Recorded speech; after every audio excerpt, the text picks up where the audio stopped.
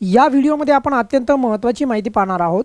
या व्हिडिओमध्ये आपण दिव्यांग व्यक्तींना विवाहासाठी प्रोत्साहनपर म्हणजे विवाह करण्यासाठी ज्यावेळेस दिव्यांग व्यक्ती विवाह करतात तर त्यावेळेस त्यांना 50,000 रुपये शासनाकडून दिले जातात।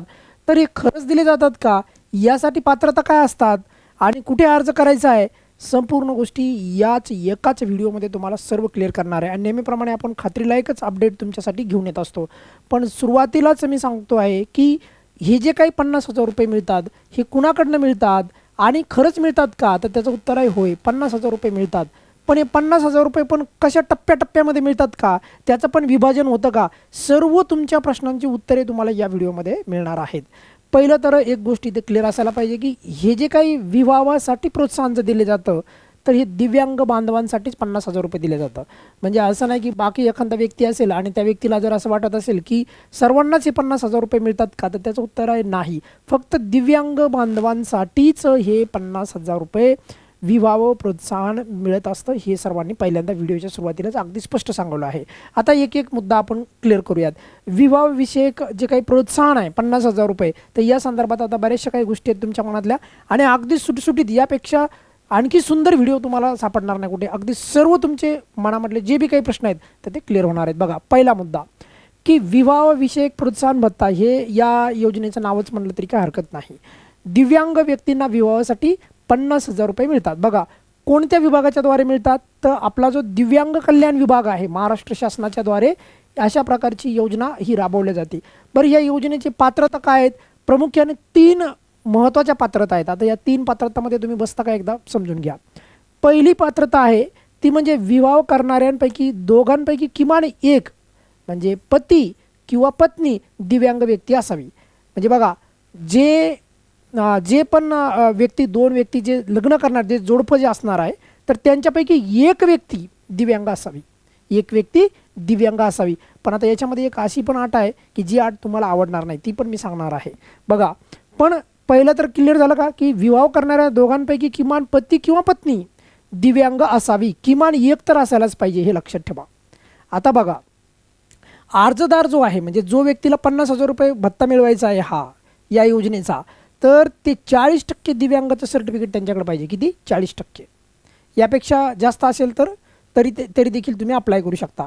त्यानंतर बघा, ऑब्वियसली महाराष्ट्र राज्याचा रहिवासी असावा। आता हे तर आपण शक्यतो ह्या अटीमध्ये सर्वच बसतात जवळपास, पण 40% दिव्यांग असावा, ते सर्टिफिकेट असावं आणि दोघांपैकी एक जे आहे दिव्यांग असावा, तर तुम्ही ह्या 50,000 रुपये भत्त्यासाठी अप्लाय करू शकता। पण आता इथे सर्वात महत्त्वाचा मुद्दा जे तुम्हाला पण आवडणार नाही आणि मलाही आवडला नाही आणि त्याच्यामध्ये येणाऱ्या वेळेत शासनाने नक्की बदल करावा, आणि तो कोणता मुद्दा एकदा आपण जाणून घेऊयात। तो आहे की जी दिव्यांग व्यक्ती, तर त्या व्यक्तीनं अशा व्यक्तीशी लग्न करायचं आहे की जी व्यक्ती दिव्यांग नसायला पाहिजे। म्हणजे एक व्यक्ती, म्हणजे त्या दिव्यांग व्यक्तीचं ज्या व्यक्तीसोबत लग्न होणार आहे तर पुढची व्यक्ती दिव्यांग नसायला पाहिजे। बघा, सविस्तर सांगतो बघा, एक दिव्यांग व्यक्ती 40% दिव्यांग असलेली दिव्यांग नसलेल्या व्यक्तीशी विवाह करीत असेल तर, बघा म्हणजे 40% दिव्यांग असलेली एक व्यक्ती आहे समजा, उदाहरणासाठी एक 40%, मग ते पुरुष असू शकतो किंवा स्त्री असू शकते, बरं का, असं काय नाही। बघा, मी तुमचे सर्व डाऊट क्लिअर करालो, डाऊट याच्यानंतर राहणार नाही।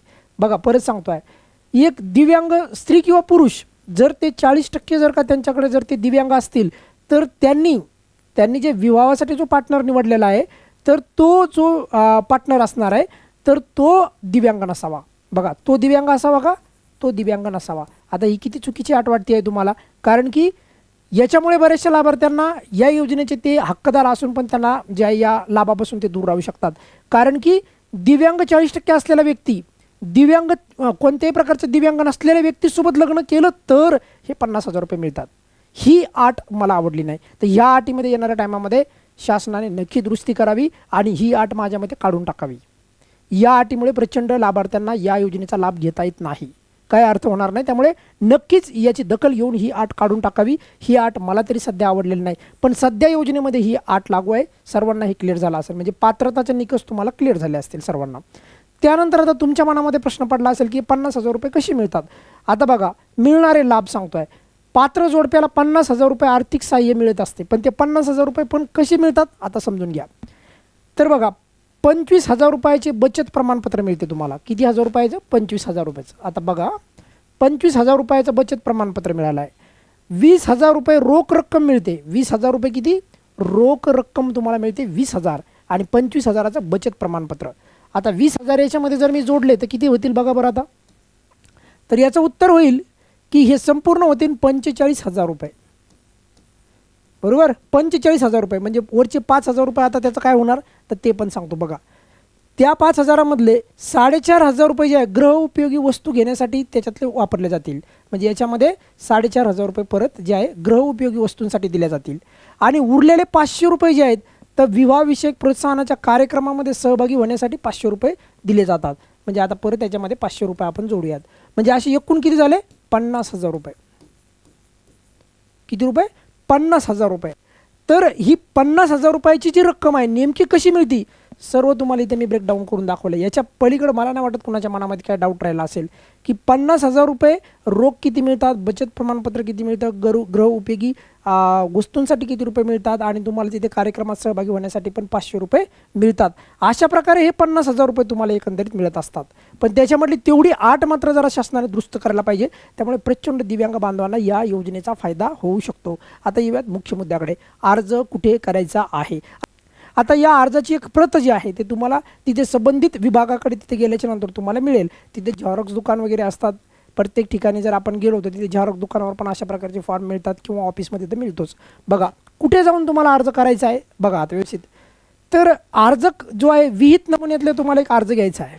म्हणजे सॅम्पल जो असेल तुमचा तर तो झेरॉक्स त्याची प्रत घ्यायची आहे आणि संबंधित जिल्हा समाज कल्याण कार्यालय जे असेल तुमच्या जिल्ह्यामधलं तिथे जाऊन तो अर्ज भरायचा आहे. परत सांगतोय जिल्हा समाज कल्याण कार्यालयामध्ये जाऊन तुम्हाला हा अर्ज भरायचा आहे.